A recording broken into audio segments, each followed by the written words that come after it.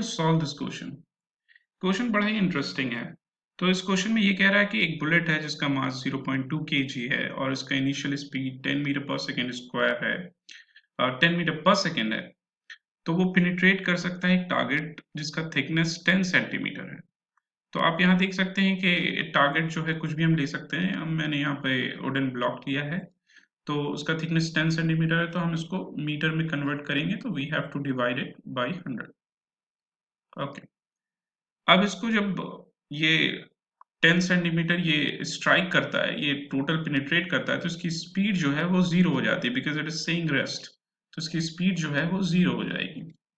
और जब वो स्ट्राइक करेगा तो उसकी स्पीड जो है, उस बुलेट की स्पीड जो है वो ऑलमोस्ट 10 मीटर पर सेकेंड होगी ना। अगर इसकी स्पीड जो है चेंज हो रही है, दैट मीन्स वो ज्यादा से कम हो रही है, दैट मीन्स इसमें एक्सेलरेशन एक्ट कर रहा है। तो हम ये कह सकते हैं कि इसकी initial speed 10 metre per second थी और final speed that is v will be zero and there is some acceleration is active. अभी कह रहा है कि अगर सेम बुलेट जो है दूसरे टारगेट को हिट करे जो कि सिर्फ 6 सेंटीमीटर थिक है, तो उसकी स्पीड क्या होगी और काइनेटिक एनर्जी क्या होगा when the bullet of the bullet, जब वो टारगेट से बाहर आएगा। तो अगर एक दूसरा टारगेट है बिल्कुल सेम मटेरियल का जो कि सिर्फ 6 सेंटीमीटर है, तो उसकी स्पीड और काइनेटिक एनर्जी कितनी होगी। तो हमें स्पीड या काइनेटिक एनर्जी निकालने से पहले हमें ये समझना पड़ेगा कि अगर ये 10 सेंटीमीटर ट्रैवल करने के बाद इसकी वेलोसिटी जीरो हो रही है, तो अगर मैं 6 सेंटीमीटर लूं, दैट मीन्स यहाँ पे इसकी कुछ ना कुछ वेलोसिटी होगी जो कि जीरो नहीं होगी। और अगर वेलोसिटी यहाँ पे जीरो नहीं होगी, तो हम यहाँ पर इसकी वेलोसिटी या दैट मीन्स स्पीड हम बता सकते हैं और साथ ही साथ काइनेटिक एनर्जी बता सकते हैं। तो let's solve this question first of all. तो हम यहाँ पर सबसे पहले एक चीज हमने देखा कि वेलोसिटी ज्यादा से कम हो रही है, दैट मींस रिटार्डेशन एक्ट कर रहा है। और retardation that means negative acceleration निकालने के लिए हमें एक फॉर्मूला पता है, v square is equals to u square minus 2as। अब आप यहाँ सोच रहे हो माइनस क्यों लिया गया। तो यहाँ रिटार्डेशन की बात कर रहे हैं तो हम माइनस लिए। वैसे हम प्लस भी ले सकते हैं, इसमें कोई दिक्कत नहीं आएगी, बस वो रिजल्ट जो है नेगेटिव में आएगा। अब हम इसको सॉल्व करते हैं, तो फाइनल वेलोसिटी हमें पता है कि वो जीरो है। Initial velocity थी 10 metre per second, so we will give square. Acceleration हमें पता करना है, दैट मीन्स कितना रिटार्डेशन एक्ट कर रहा है, नेगेटिव एक्सेलरेशन हमें पता करना है। और distance travel this will be 10 upon 100 metre. Okay, now this will be 100 is equals to 2a 10 upon 100. We can cut down this, and this a will be 1000 upon 2। Acceleration that means retardation जो यहाँ पे आएगा वो आएगा 500 metre per second. Okay, अब हमें यहाँ पे रिटार्डेशन पता चल गया है कि कितना रिटार्डेशन इसमें प्रोड्यूस हो रहा है।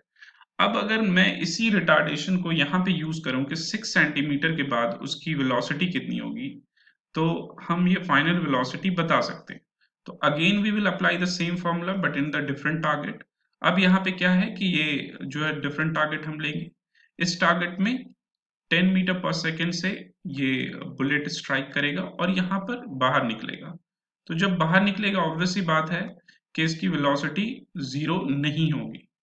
तब ये v डैश हम पता करते हैं। हम सपोज कर लेते हैं कि जब वो बाहर निकल रहा है तो उसकी वेलोसिटी v डैश और यहाँ इनिशियल वेलोसिटी u है।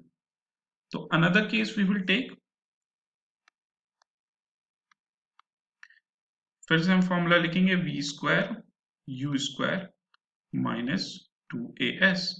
अब यहाँ पर आप ये देखिए कि v स्क्वायर नहीं लेंगे, हम यहाँ पे v डैश लेंगे, because v in this case we have already taken, तो v डैश ले लेते हैं। अब ये v डैश अगर हमें पता हो जाए तो हमें काइनेटिक एनर्जी भी पता हो जाएगा।